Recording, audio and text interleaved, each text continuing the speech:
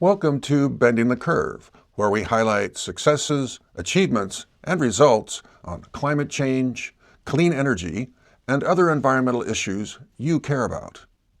Our first story this week comes from Verite News, a nonprofit which covers environmental justice in Louisiana. It wrote about the local premiere of a documentary hosted by activist and actress Jane Fonda. Now those huge clouds, is that methane? The film is called Gaslit, and it focuses on the liquified natural gas industry in Louisiana. LNG is made from gas extracted by fracking in Texas for export. LNG is, of course, liquid methane, one of the most powerful greenhouse gases.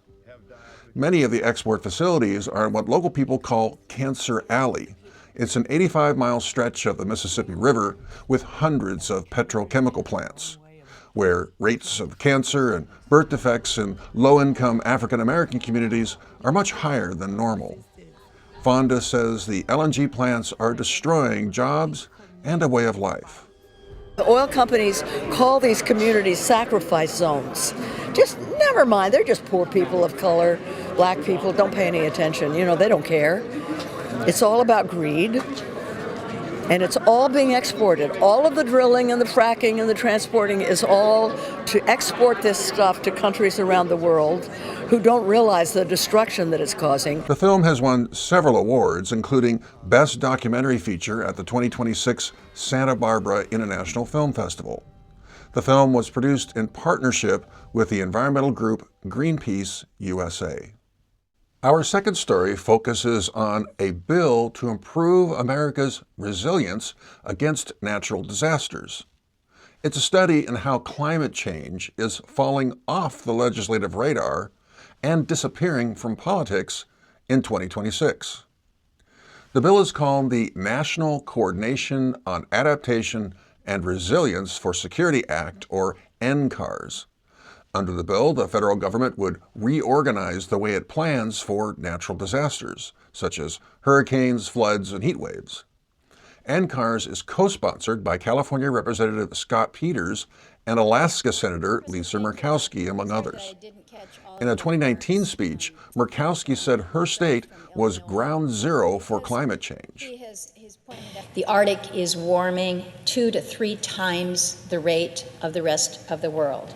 We're seeing glaciers retreat, permafrost is thawing, we're seeing sea levels rise, wildlife migration patterns are changing, we're seeing different invasive species, we're seeing with the water temperature, we're seeing ocean acidification, villages are being threatened by coastal erosion and in need of relocation. So for us, this is real. This is real. Climate change is.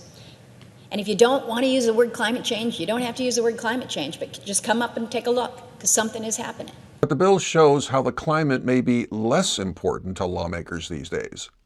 2 versions of the legislation were introduced, one in 2022 and one in 2023.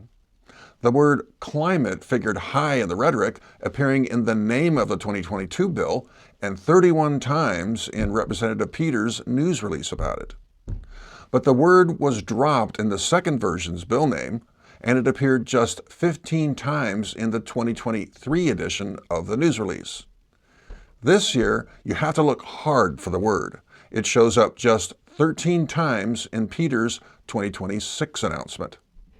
This may reflect a view by many Democratic strategists who say climate change is unimportant to voters and ought to be played down.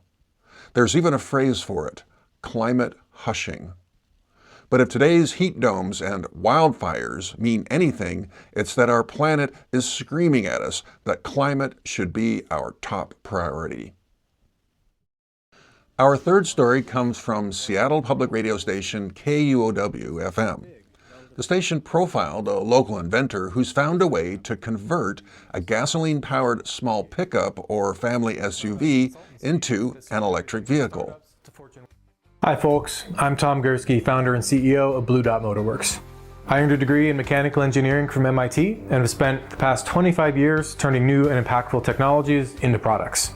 This is the Narwhal from Blue Dot Motorworks. the first in a family of universal conversion systems that together can turn any vehicle into a plug-in hybrid. They reduce typical fuel consumption by 70 to 80%, avoid the emissions and wealth destruction that comes from scrapping cars prematurely, provide maximum bang for the buck with respect to limited battery resources, and sever the dependency on public charger deployment for EV adoption. Tom Gurski's invention could save consumers tens of thousands of dollars on a new electric vehicle, which can cost up to $50,000 or more. The conversion keeps the old motor, but it adds a battery and an electric motor, creating a new kind of hybrid.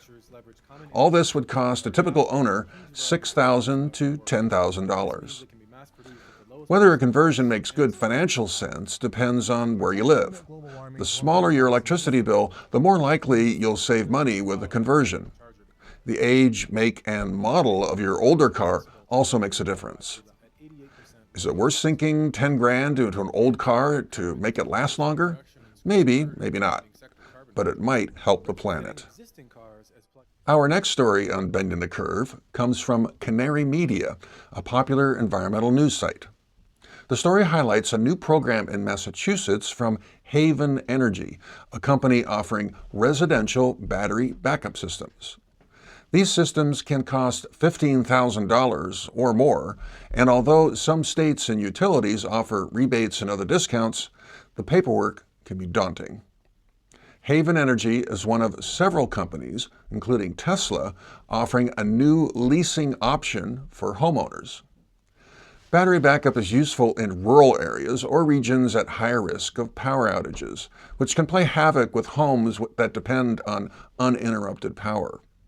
The batteries charge when the power is on and discharge when it goes out, even for a few seconds. Haven Energy and other companies hope a monthly lease will encourage more adoption while cutting some of the hassle. The company owns the batteries and charges a subscription fee around $30 a month. Homeowners get peace of mind, and battery companies earn extra money by selling excess power to utilities. The battery company draws on the batteries during peak usage times, such as hot summer days. That means utilities don't have to buy extra power from so-called dirty generators, such as coal-fired power plants. Companies in 26 states and Puerto Rico are asking battery owners to share their extra power with the electrical grid. Check your local utility to see if a subscription battery program is available to you. Our final story is published by Earth.org, which covers endangered species and other environmental issues. It reported on a young orangutan named Jack, which animal rescuers found captive in a box high up in a tree in Indonesia. He had a chain around his neck, which caused a deep wound. Jack was taken to a rescue center in East Kalimantan, Indonesia, where he is doing much better. Orangutans are among the most endangered primates on the planet. The destruction of their native forests is the greatest threat. Normally, Jack's mother would teach him how to survive in the forest, but his human caretakers will soon take him to jungle school. He'll learn survival skills, how to interact with other orangutans, and he'll eventually be released into a protected area.